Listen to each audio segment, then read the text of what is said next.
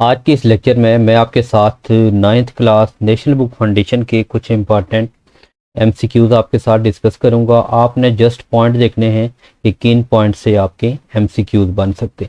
तो सबसे पहले हम बात करते हैं चैप्टर नंबर 5 की। आप स्टूडेंट जो चैप्टर नंबर 5 का है वो आपका linear equation and linear inequality का है। तो इसके सबसे जो पहला एमसीक्यूज इस चैप्टर में से आपको एक ही एमसीक्यूज पूछा जाएगा। तो इस तरह का आपको एमसीक्यूज पूछा जाएगा। तो अब याद रखना है इन इक्वालिटी से आपको एमसीक्यूज पूछा जाता है। तो आपको कोई भी इस तरह की आपको इनइक्वालिटी दी जाएगी 3-1/2x greater than equal to 0। इसके लिए आपने याद रखना है कि इसके अंदर आपको कुछ ऑप्शन दिए होंगे, इसको सोल्यूशन करना है। सोल्यूशन करने के लिए आपने देखना है कि 1/2x है ग्रेटर देन इक्वल टू ये आपका 3 है, तो ये इस साइड पे जाके आपने -3 कर लेना है। पहला स्टेप आपने ये करना है। दूसरा स्टेप आपने ये करना है, आपका ये 2 यहाँ पे डिवाइड हो रहा है तो उस साइड पे 3 से जाके आप मल्टीप्लाई करें, यानी आपके पास x greater than equal to -3 को आपने 2 से मल्टीप्लाई कर दें। जब 3 को 2 से मल्टीप्लाई करेंगे तो minus greater than equal to -6 और माइनस माइनस कैंसिल हो जाएंगे। तो x जब माइनस और माइनस कैंसिल होंगे, अब आपने याद रखना है कि इनइक्वालिटी रिवर्स होगी। यहाँ से एमसीक्यूज आपको पूछा जाएगा कि इनइक्वालिटी रिवर्स कब होती है। तो इसके लिए आपने ये पॉइंट याद रखने, जब भी आपके पास या तो आपका तब इनइक्वालिटी चेंज होती है कि जब आपके पास दोनों साइड पे माइनस हो तो आपकी इनइक्वालिटी रिवर्स होगी। या आपके पास लेफ्ट साइड पे माइनस है तो अगर ग्रेटर दूसरी साइड पे आपका पॉजिटिव हो तो देन भी आपकी इनइक्वालिटी रिवर्स होगी। इन दो केस के अंदर इनइक्वालिटी रिवर्स होगी, यानी जब भी आपका लेफ्ट साइड पे साइन नेगेटिव होगा तो आपकी इनइक्वालिटी रिवर्स होगी। अगर दोनों साइड पे पॉजिटिव हो, x greater than equal to 6 हो, तो आपकी इनइक्वालिटी रिवर्स नहीं होगी, आपकी सेम होगी। और अगर आप इस तरह होता कि x greater than equal to -6 तो तब भी ये इनइक्वालिटी सेम रहती।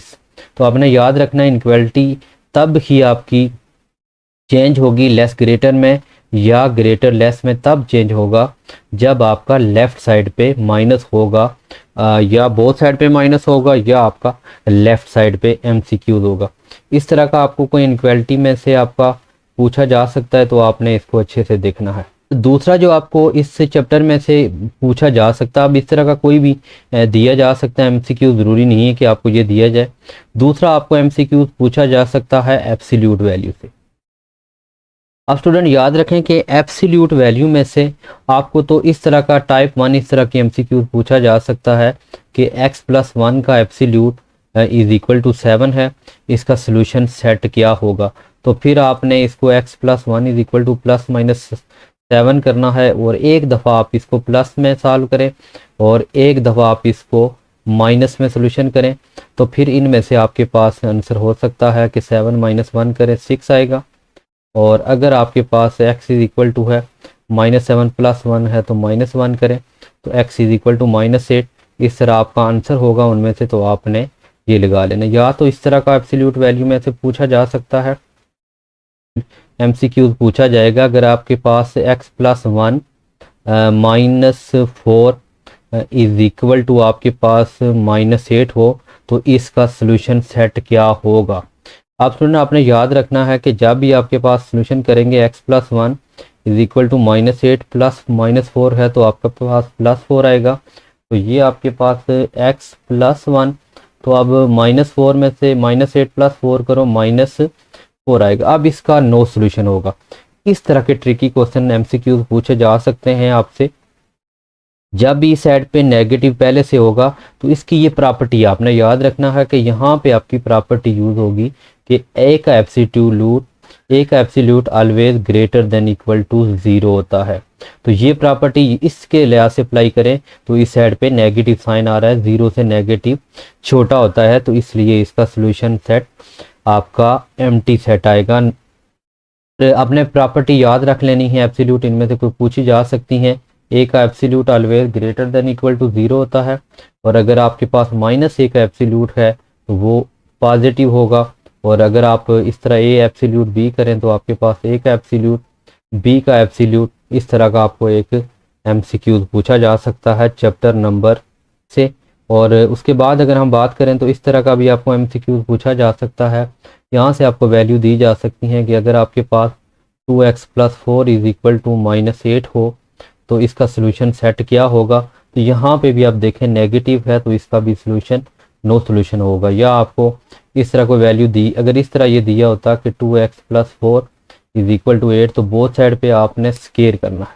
जब आप बोथ साइड पे इसका स्केयर करेंगे ये इससे कैंसिल हो जाएगा। तो यहाँ पे 2x+ इज इक्वल टू 4 64, तो 2x+4 और 64 से उस साइड पे जाके माइनस करें, 64 माइनस आपका 4 होगा, ये 60 आएगा, डिवाइड करेंगे तो x इज इक्वल टू आपका 30 आ जाएगा। अब इस तरह के क्वेश्चन MCQ पूछे जा सकते हैं। या चैप्टर 5 में से 5.1 की बात करें तो 5.1 से रिलेटेड कोई भी आपको इक्वेशन दी जा सकती है। आपको less than, greater than, less than equal या ग्रेटर देन इक्वल में से कोई भी आपको स्टेटमेंट आ जाए तो उसको आप इन इक्वलिटी बोलते हैं। और उसके बाद आपने इस तरह का अगर आपको MCQ दिया जा सकता है x equal to 0, x is equal to 0, तो इसमें जो सोल्यूशन है, सोल्यूशन ऑफ इनइक्वालिटी क्या होगा। तो अब आपने ये याद रखना है कि इस तरह का जब भी आपसे क्वेश्चन पूछा जाएगा x is equal to 0 solution of the inequality, तो आपके पास इसमें आपने देख लेना है कि क्या होता है। तो इसका सोल्यूशन आपने कमेंट सेक्शन में बताना है। अब हम बात करते हैं चैप्टर नंबर 6 में से। अब स्टूडेंट याद रखें कि आपके चैप्टर नंबर 6 में से 2 MCQ पूछे जाएंगे। तो क्योंकि चैप्टर 2 की वेटेज ज़्यादा है तो इस MCQ के लिए सबसे पहले तो आपको ये आपके पास जो स्टेटमेंट है ये आपको याद होनी चाहिए कि आपके पास ये याद रखें कि सीकेंट स्क्वायर थीटा होता है आपके पास 1 + tan स्क्वायर थीटा के इक्वल, ये इनक्वालिटी। और अभी इसमें से इस तरह आपको MCQ पूछा जा सकता है कि secant square theta -tan square theta किसके इक्वल होता है। तो आप यहाँ पे देखेंगे कि ये किसके इक्वल है, 1 के इक्वल, इक्वालिटी नंबर। ये आपके पास दूसरा इसका जो इस तरह पूछा जा सकता है कोसीकेंट स्क्वायर थीटा किसके इक्वल होता है। इनमें से कोई वैल्यू भी दी जा सकती है तो फिर आपने देखना होगा कि क्या आंसर होगा। अगर कोसीकेंट स्क्वायर थीटा आपको पता है कि 1 + cot स्क्वायर थीटा के इक्वल होता है, और यहाँ से भी आपको कोई वैल्यू भी दी जा सकती है, या आपको पूछा जा सकता है cosecant square theta is equal to, ये आइडेंटिटी है, -cot स्क्वायर थीटा किसके इक्वल होगा। यहाँ पे आप देख सकते हैं इसका 1 आंसर आ सकता है। तीसरी जो आपके पास आइडेंटिटी होती है कि ये आपके पास sine square theta plus cos square theta किसके इक्वल होता है, तो ये आइडेंटिटी है 1 के इक्वल है।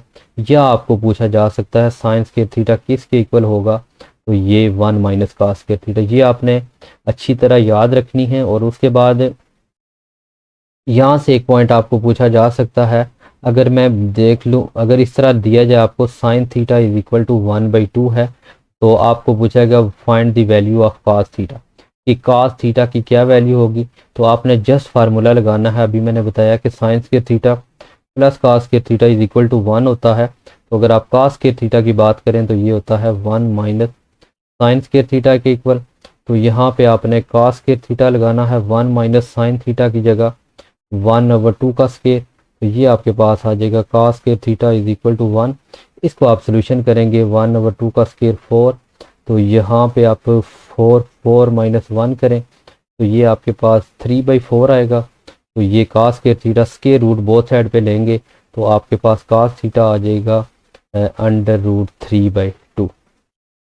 ये आपके पास ऑप्शन होगा, इनमें से आपने उसको करेक्ट करना है। तो ये आइडेंटिटी है। उसके बाद इसमें क्वाड्रेंट से रिलेट पूछा था कि 90 और 180 किस क्वाड्रेंट में लाई करेगा, इसमें से एक अक्सर पूछा जाता है।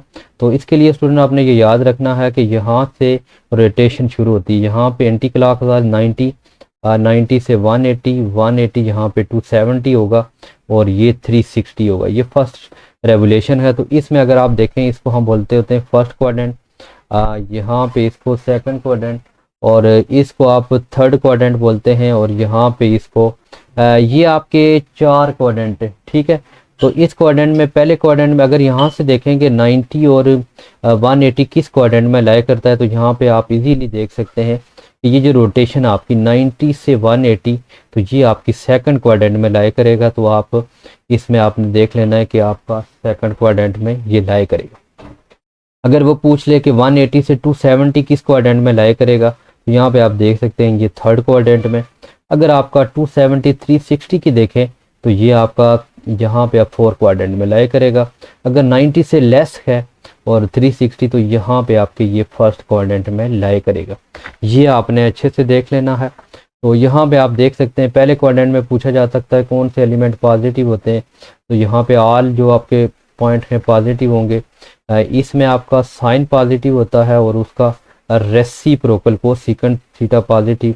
यहाँ आपके पास टेन थीटा और कॉट थीटा, और इस क्वाड्रेंट के अंदर आपका कॉस थीटा और सीकंट थीटा क्या होता है, ये पॉजिटिव होते हैं।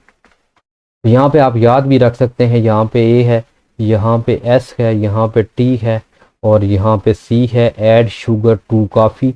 इस तरह, या आप इस क्लॉक वाइज में देखें तो ACTS एक्ट्स, इस तरह आपने इसको याद रखना है और इसमें से आपको एक MCQ पूछा जा सकता है। ये रोटेशन थी। और उसके बाद 7.2 या 1 में से आपको इस तरह पूछा जा सकता है कि डिग्री को आप रेडियन में किस तरह कन्वर्ट करेंगे। और आपको पता है कि मल्टीप्लाई करने के लिए 1 π/180 करें और इसकी कैलकुलेशन करें और π/3 आपका आंसर आ जाएगा। या आपको इस तरह दिया जा सकता है 60 डिग्री है, 15 मिनट है, इसका क्या आंसर होगा। तो आपको पता है पहले डिग्री में चेंज करेंगे 60 + 15/60, और इसको ये डिवाइड करने के बाद, जब इसको आप डिवाइड करने के बाद जो डिग्री में आंसर आएगा इनको डिवाइड करें, प्लस करेंगे, उसको फिर मल्टीप्लाई π/180 करेंगे तो इसके पास में आंसर आएगा। आज जो पॉइंट्स हैं वो आपको पता होना चाहिए कि आप डिग्री को किस तरह मिनट में चेंज करेंगे और या डिग्री को सेकंड में किस तरह लेके जाएंगे, और ये पॉइंट आना चाहिए। अगर आपको सेकंड में दिया है तो डिग्री में किस तरह लेके आएंगे, छोटी से बड़ी वैल्यू में जाएंगे तो फर्क करें, इसको मिनट में चेंज करना है तो मल्टीप्लाई 60 करेंगे, सेकंड में करेंगे तो फिर 2 टाइम 60 क्योंकि डबल होती। अगर ये आपके पास सेकंड दिया तो डिग्री में लेके आएंगे तो इसको आपने डिवाइड कर दें। ये पॉइंट से कुछ MCQs के, और इससे रिलेटेड आपको 7.2 से आपको कंप्लीट आना चाहिए। ये जो फार्मूले L = R theta, theta = L/R और R = L/थीटा, ये सारे पॉइंट आपको अच्छे से आने चाहिए। इनमें से कोई वैल्यू दी जाएंगी तो आपने इसमें से वैल्यू फाइंड करनी है। और एक यहाँ से अगर आपको इस तरह का भी MCQ पूछा जा सकता है कि अगर आपके पास क्लॉक है 3 o'clock का टाइम है, फर्ज करें अगर आप 3 o'clock का टाइम है तो आपके पास एंगल कौन सा बनेगा। इसके लिए ये आपके पास ये 12 है, ये 3 है, ये आपके पास 6 है और ये 9 है, और यहाँ से अगर फर्क करें इसमें कौन सा एंगल बन रहा है। स्टूडेंट इसके लिए फार्मूला याद रखना है कि आपने 360 डिवाइडेड बाई 12 करेंगे और मल्टीप्लाई जो भी टाइम होगा, चाहे वो आपके पास 6 हो 9 हो जो भी हो, तो वो आपने कैलकुलेशन करना है। 4 1 4 3 12, इसको डिवाइड करेंगे तो आपके पास डिवाइड करने से आपके पास 3 1 है और 9 है, तो ये आपके पास 90 डिग्री आई है। अगर डिग्री में आंसर ऑप्शन आता है तो आप डिग्री में लिख देंगे, और अगर आपके पास रेडियन में है तो 90 × π/180 करेंगे तो ये आपका कैलकुलेशन करने के बाद π/2 आंसर आ जाएगा। ये अगर यहाँ पे अगर 3 o'clock है तो आपका 90 है, 3 है, मैंने 3 o'clock बताया था, यहाँ पे 3 है तो इसकी कैलकुलेशन करेंगे। और यहाँ पे आपका 4 3 12 और इसको डिवाइड अगर 4 है तो 120 बनेगा। इस तरह आपने ये वैल्यू देख लेनी है। उसके बाद आपका चैप्टर 6 जो मोस्टली MCQ पूछा जाएगा, एक MCQ मस्ट आने के चांसेस हैं, वो बेरिंग से रिलेटेड आपने कंप्लीट ये टॉपिक देखना है। अब हम बात करते हैं चैप्टर नंबर 2 से रिलेटेड कुछ आपको MCQ पूछे जाएंगे। चैप्टर नंबर 2 की बात करें तो यहाँ पे आपको लॉग से रिलेटेड MCQ पूछे। अब तो पहले तो आपको लॉगरिथम का रूल अच्छी तरह आना चाहिए। अगर आपके पास मल्टीप्लाई है तो मल्टीप्लाई को आपको पता है कि प्लस में चेंज करते हैं। ये आपके प्रूफ शार्ट के लिए प्रूफ में पूछा जा सकता है। और डिवाइड की बात करें, अगर आपके पास log m/n हो तो ये आपके पास log m - log n। और उसके बाद ये रूल भी पूछा जा सकता है, अगर कोई भी पावर होगी तो वो पावर शुरू में आएगी।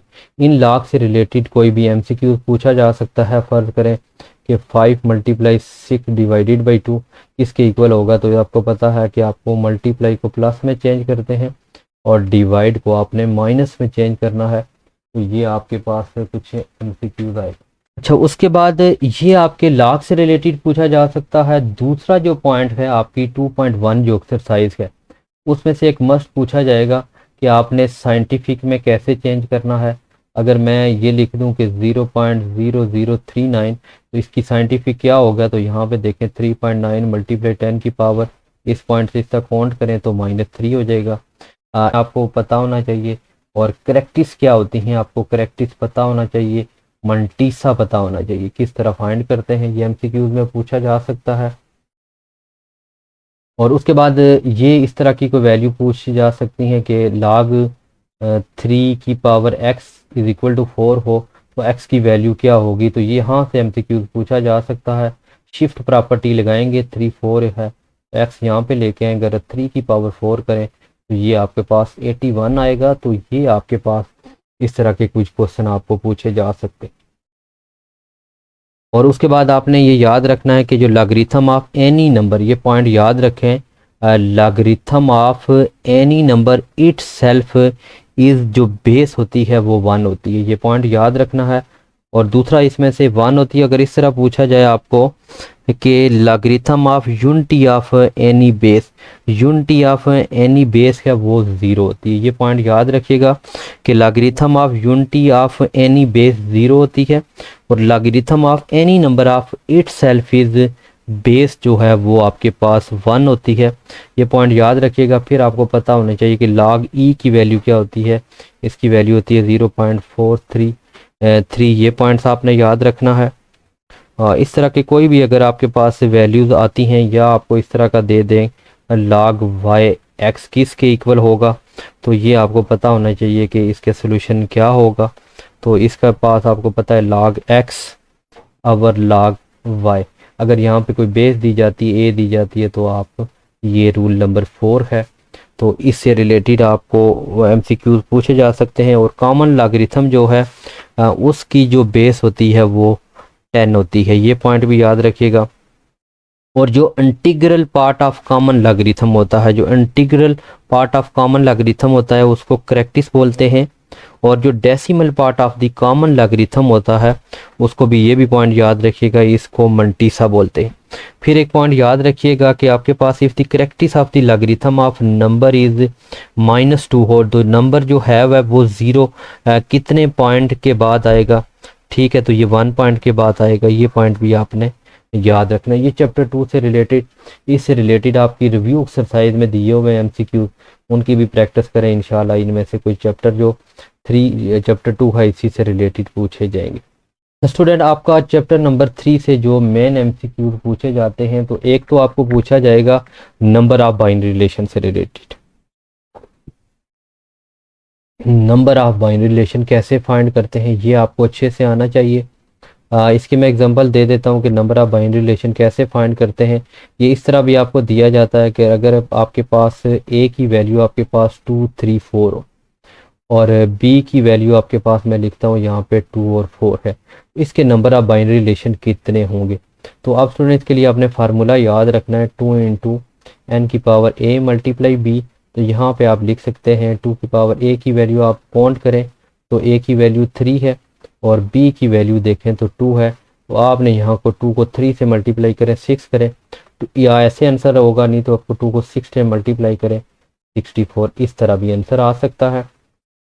और ये स्टूडेंट आप इस तरह भी पूछा जा सकता है, अगर आपको ए की वैल्यू दी हो, नंबर ऑफ अगर ए इज इक्वल टू 4 हो तो फिर बाइनरी रिलेशन क्या होगा, क्योंकि इट सेल्फ होता है ए मल्टीप्लाई ए करें तो ये आपके पास 2 की पावर 16, ऐसे भी पूछा जा सकता है। दूसरा इसके जो आने के चांसेस हैं, यहाँ पे आप रिव्यू एक्सरसाइज के सारे एमसीक्यूज करें प्रैक्टिस के लिए। मैक्सिमम ये टॉपिक आपने अच्छे से देखना है। अगर आपके पास नंबर ऑफ ए दिया जाता है इस तरह, अगर आप दिया जाए 1 2 3 और 1 2 3 है या 1 3 3 है, कोई भी वैल्यू 4 6 और 8, तो इसमें वो बोले कि अगर आप number of A cross B कितने होंगे।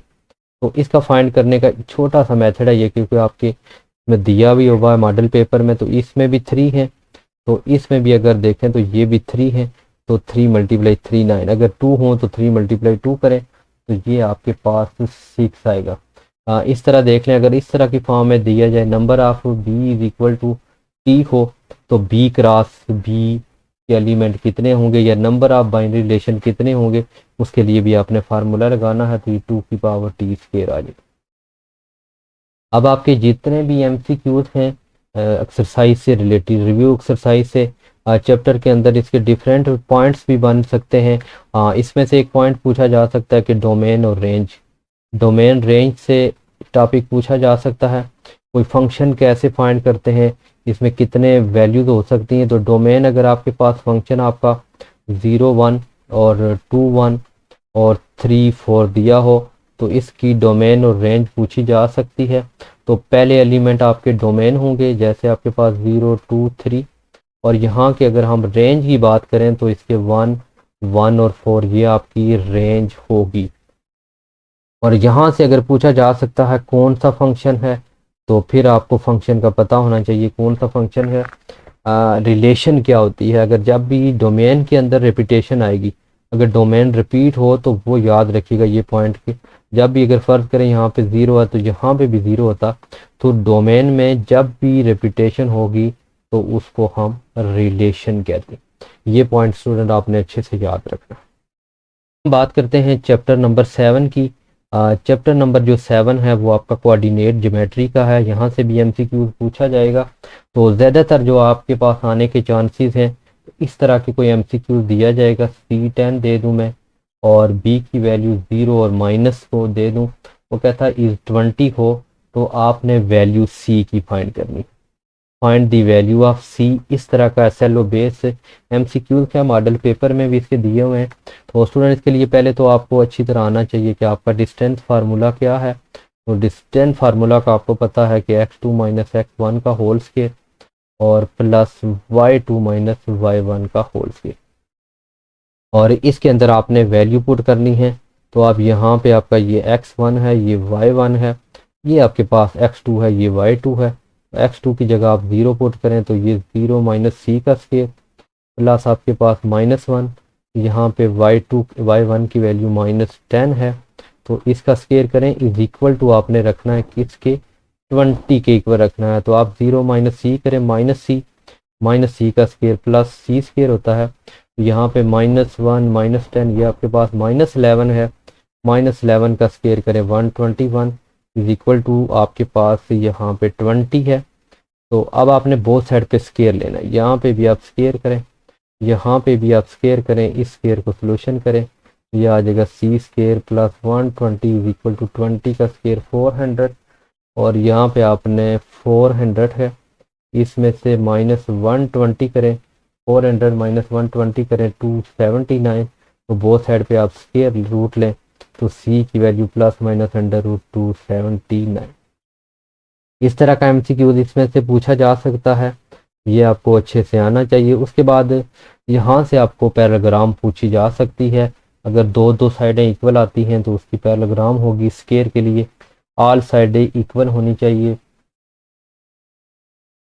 उसके बाद आपको पता होना चाहिए कि स्केलन ट्राइंगल कौन सी होती है, ऐसी ट्राइंगल जिसकी ऑल साइडें डिफरेंट हो, ऑल साइड आर डिफरेंट हो, उसको स्केलन ट्राइंगल कहते हैं। इक्विलेटरल ट्राइंगल में आपकी ऑल साइड जो हैं वो इक्वल होती हैं, और जो आपके पास आइसोसेलियस ट्राइंगल होती है तो उस ट्राइंगल की 2 साइड इक्वल होती हैं। ये पॉइंट आपने अच्छे से याद रखने हैं, इससे रिलेटेड ये। उसके बाद 2 पॉइंट्स के दरमियान मिड पॉइंट फाइंड करना, 2 पॉइंट के दरमियान डिस्टेंस फाइंड करना, और उसके बाद इस तरह का एक एमसीक्यू पूछा जा सकता है कि आपके पास लेंथ ऑफ डायामीटर कितनी होती है, आपके पास कोई सी की वैल्यू दी हो 5 उसकी पी की वैल्यू, यानी आपका सी से पी का जो डिस्टेंस है वो फाइंड करने के बाद 2 पॉइंट्स के दरमियान फाइंड करें, और जब इसके ऊपर सी और पी के ऊपर आप डिस्टेंस फार्मूला लगाएं, इसका जो भी आंसर आएगा उसको आपने 2 से मल्टीप्लाई कर देना है। जब 2 से आप मल्टीप्लाई करेंगे तो आपका डिस्टेंस आपका ये आपके पास पॉइंट्स आ जाएंगे डायमीटर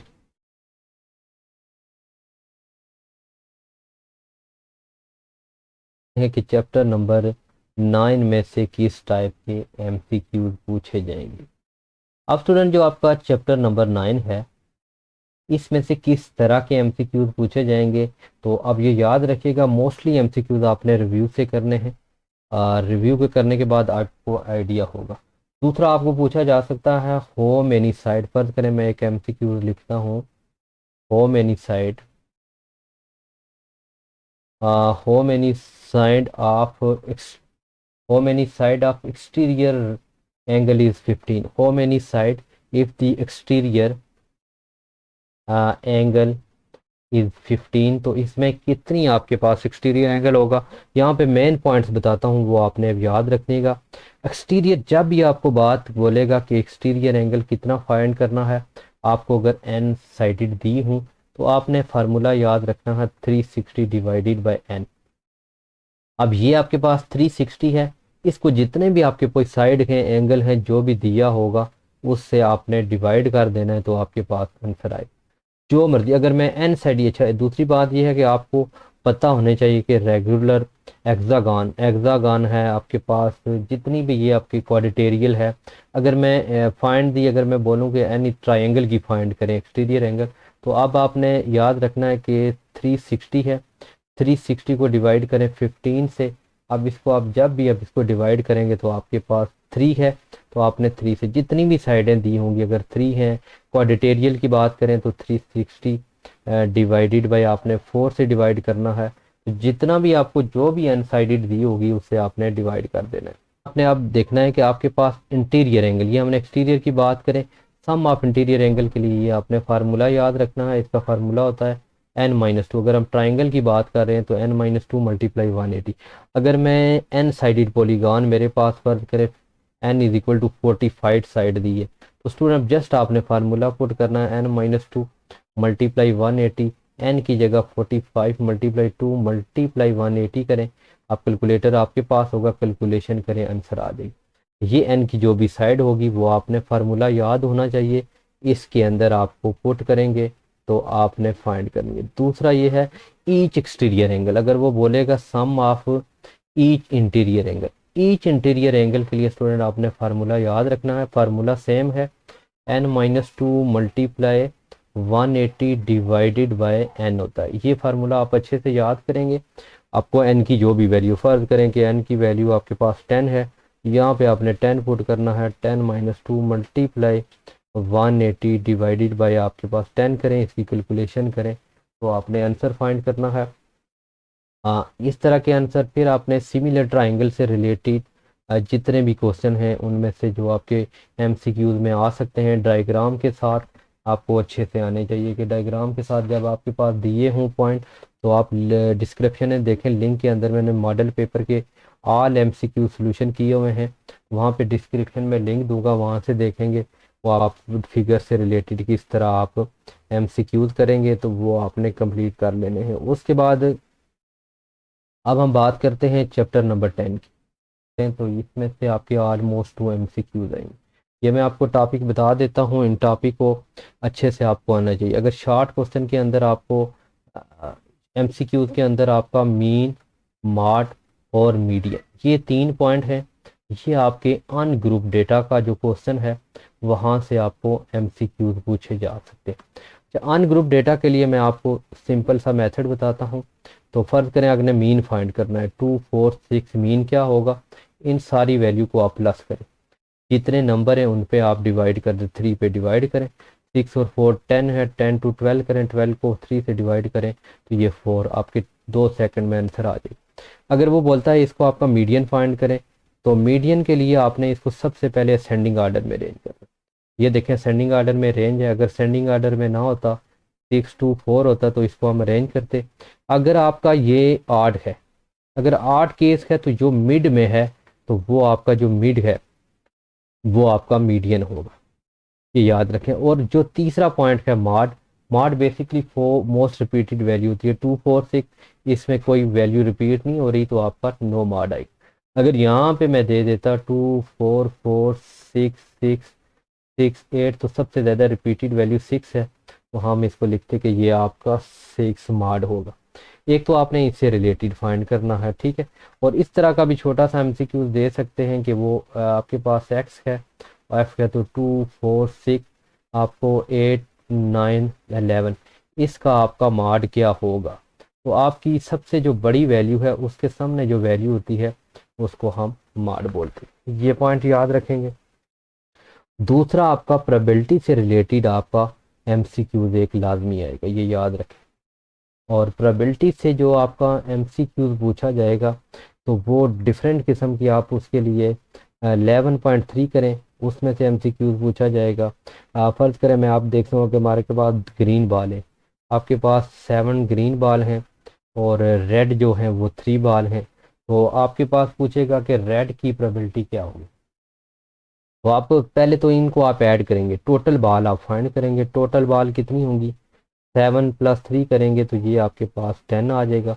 अब रेड की प्रोबेबिलिटी कितनी है तो आपके पास 3/10 कर देंगे। ये अगर वो ग्रीन की पूछेगा तो आपने 7/2, क्योंकि एमसीक्यू में टाइम शॉर्ट होता है तो इससे छोटे से एमसीक्यू पूछे जाएंगे। फिर आपके पास डाई से रिलेटेड पूछा जा सकता है। डाई को एक दफ़ा करेंगे तो आपके पास 6 होगा, आपको सैंपल स्पेस का पता होना चाहिए। और उसके बाद आपके पास जो आपके पास कार्ड होते हैं, कार्ड से रिलेटेड आपको पता होना चाहिए कि टोटल कार्ड उसके जो हैं वो 52 कार्ड हैं, उसमें क्वीन कितने हैं, उसके बाद जितने भी हैं क्वीन आने की प्रोबेबिलिटी क्या होगी, तो इससे रिलेटेड आपने एमसीक्यू को अच्छे से कर लेना। उसके बाद स्टूडेंट चैप्टर नंबर 8 है। चैप्टर नंबर 8 से रिव्यू एक्सरसाइज एमसीक्यूज करें और उसके बाद आपने स्लोप कैसे फाइंड करते हैं ये एमसीक्यूज पूछा जा सकता है। उसके बाद ये जो मोस्टली अगर इक्वेशन दी जाए 2x + y + 8 = 0, इसका स्लोप फाइंड करें, तो आप स्टूडेंट इसके लिए ये इक्वेशन होती है y = mx + c। तो इस इक्वेशन में आपने y को यहाँ पे रखना है क्योंकि इस टाइप की बनानी है आपने। y = +2x है तो -2x है, तो +8 है तो उधर जाके माइनस होगा, जो x के साथ वैल्यू है तो वो -2 होगी। इक्वेशन से आपको स्लोप आना चाहिए और अगर सी की वैल्यू वो पूछता है तो ये आपके पास -8 आएगी। तो बाकी भी बहुत सारे पॉइंट हैं, चैप्टर को कंप्लीट करें, इसमें से ऑलमोस्ट 2 एमसीक्यूज पूछे जाएंगे, इसको आपने अच्छे से कर लेना। उसके बाद जो हमारा एक चैप्टर नंबर 4 है, यहाँ से भी आपको एक्सपेक्टेड है कि आपके 2 एमसीक्यू पूछे जाएं। तो इसके लिए मैं सिंपल सा आपको बताता हूँ कि आपको सबसे पहले तो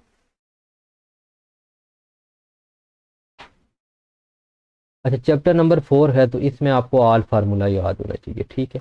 जितने भी फार्मूला इसमें यूज़ हो रहे हैं, क्यूब का फार्मूला है, a³ + b³ का फार्मूला ये याद होना चाहिए। -a³ - b³ का फार्मूला होना चाहिए। a + b का होल स्क्वायर है इसका फार्मूला, a - b का होल स्क्वायर है इसका फार्मूला, और उसके बाद a + b का होल क्यूब है। इस तरह छोटी छोटी आपको वैल्यू दी जाएंगी, तो उसमें से आपने HCF किस तरह से फाइंड करते हैं, एलसीएम किस तरह से फाइंड करते हैं, छोटी वैल्यू दी जाएंगी। उनके एमसीक्यू द स्क्वायर रूट कैसे फाइंड करते हैं। फर्ज करें मैं कोई भी वैल्यू आपके फर्ज करें a + b का होल स्क्वायर है, इसका स्क्वायर रूट क्या होगा, तो आप बोथ साइड इस तरह की कोई भी इक्वेशन दी जाती है x² + 4x + 4 दें तो इसका स्क्वायर रूट क्या होगा, तो इसका a का स्क्वायर फार्मूला लगाएं, ये फार्मूला यहाँ पे आपने यूज़ करने हैं।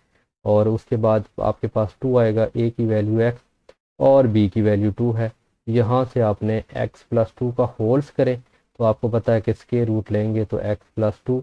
इस तरह फिर आपकी मिड टर्म ब्रेक दी जा सकती है। फर्ज करें मैं छोटी सी इक्वेशन लिखता हूँ, अगर मेरे पास इस तरह हो x² - 5x x² - 5x + 20, तो इसका आंसर क्या होगा, तो फिर आप इसकी मिड टर्म ब्रेक करेंगे, इस तरफ 4.1 है तो आप इसका सोल्यूशन निकाल लेंगे।